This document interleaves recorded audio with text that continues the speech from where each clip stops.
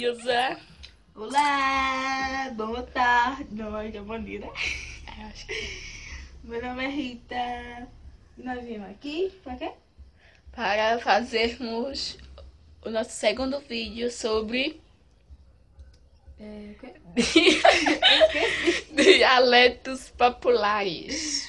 Fala o primeiro. Que são? Que nome é esse? Tu, que é você. Sim, gente, são 10, viu? Nós só Mentira, pegou aqui não tem 10. 10 não. Tem sim, ó. 1, 2, 3.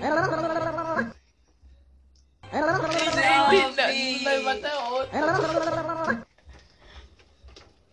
Aí Ó, tu, que é pera. você. Pera. Tia, que é olha. Pai, que é pai, como se diz Heloísa. Mãe, que é mãe. Oxente. Ô, Vixe gente, Maria. Maria. Vixe. Cachaça, que é pinga. E chafurdeira, que eu não sei o Que é fofoqueira. Que o pessoal daqui, São muitos chafurdeiros. ou seja, fofoqueiros. Pois é. Então pronto. Tchau, tchau. Gente, E obrigado pela eu ia falar atenção. alguma coisa. Cri, cri, cri, cri. Tem mais dialetos populares, é que nós não estamos lembradas.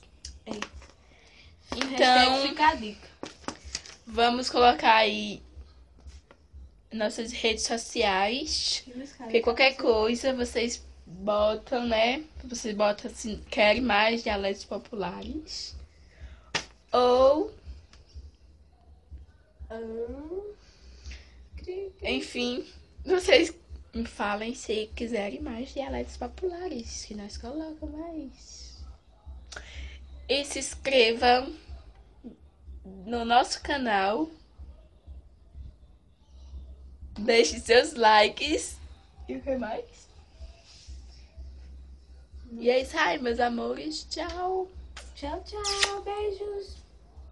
Ai, chula.